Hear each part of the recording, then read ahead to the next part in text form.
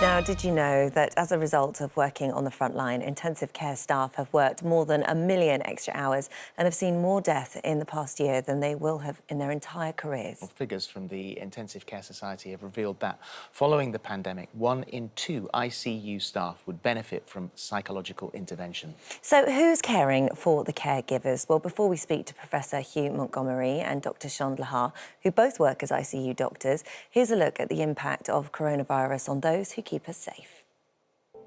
Intensive care is a bit mysterious to me. When I left the hospital, they gave me this. That's like a diary, so the nurses who were looking after me, they would write an entry for the day. So you get something like, "It's been so lovely to help look after you today on your birthday." We were in that cohort that quite a lot of people didn't make it out.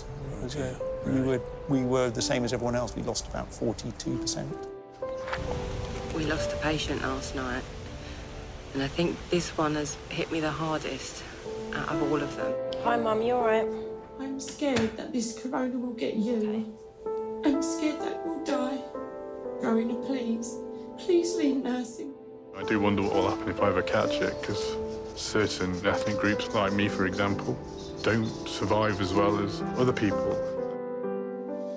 Well, Professor Hugh Montgomery and Dr. Shond join us now. Welcome, both of you. Good morning. Thank you so much for coming. How have you both been coping, Dr. Laha? You've been having nightmares as one of the consequences of what you've been through.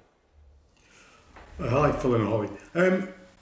Yes, it's been stressful for pretty much everyone working there and those that have been coming in and helping to work. So we've seen a lot of things happen, and we've had to make sure that our patients are cared for safely. But to do that, the staff have had to stretch themselves and have had to do things in unfamiliar environments, in unfamiliar kit, and it's been incredibly stressful. And those situations where you feel you're losing control are the things that stick with you.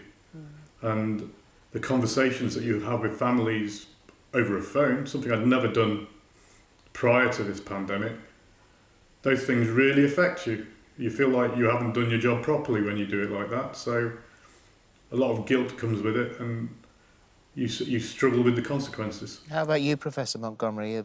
You say you've been struggling as well. Yes, I mean, I think we've got to remember everyone's had a dreadful time in this pandemic. People have lost their jobs. People have been trying to juggle jobs and homeschooling. And we've all been in social isolation. And that makes this all the harder. In fact, it's 1 million extra person hours a week that we've been doing, running the equivalent of an extra 126 intensive care units with fewer staff in the second wave. And that has been an absolute hammering, and seeing that death and the difficulty in management that Shond referred to.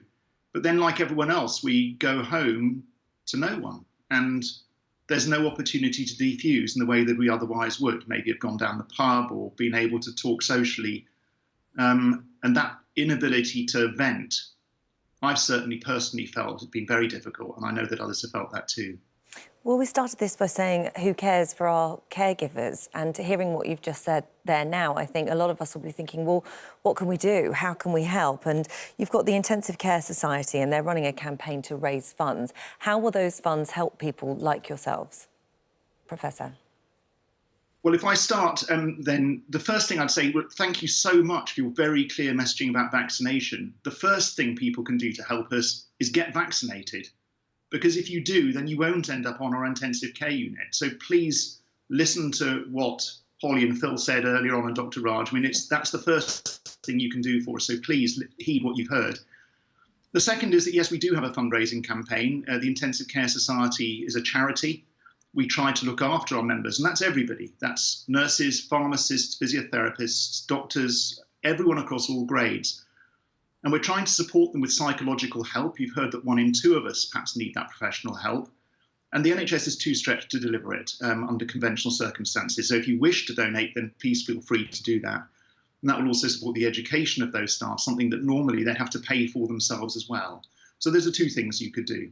This is a very tangible clap for carers, isn't it? We stood outside our our doors and clapped in the street, hoping that other people might hear our collective sound and that you guys would hear us from some distance, that we cared and we were there. This is something really quite manifest to do. Right, OK, I will donate here because I know that what I'm doing, the money is going directly to help those people who have been on the front line and who now themselves are suffering. Professor? Yes, that's absolutely right. And I must stress, I do understand it's not just intensive care people here. It's emergency departments, it's general practitioners, and it's bus drivers and everyone else too. I know we've all had a dreadful time, but my responsibility and that of Shond is to look after those that look after you, because we do care for you. It's why it's an intensive care unit, not a therapy unit. And giving that care has an emotional toll. And we don't want to lose that empathy with this thing, burnout, where we end up not feeling for you anymore. And if we're going to maintain that compassion, we need your help. Dr. Shond, you contracted coronavirus yourself, and although you had to take your 2 weeks off and you were fearful of doing that anyway in the first place, but still afterwards, the sort of long-term COVID, you still felt the sort of repercussions of it for a while and still had to go back to work. Well, I struggled with breathing afterwards. I thought, I mean, psychologically I was better. I can't, and I continued to do meetings and organising things while I was off, because there are some things that just need to get done. But physically, I was pretty fit prior to getting it, because I was scared of getting it. So I was doing a lot of exercise. And I caught the virus it came through my family like wildfire. And everyone in my family ended up getting it. And then after about 2 weeks, I was just struggling to breathe. I was struggling to walk more than 100 yards or 200 yards. I was walking a dog.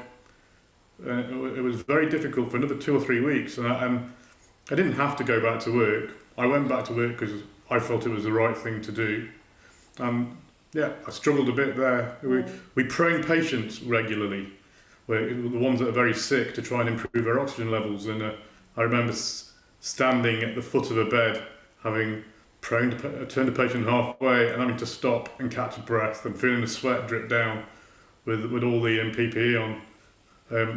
It's taken me months to get over it completely, and months to get back to my normal fitness.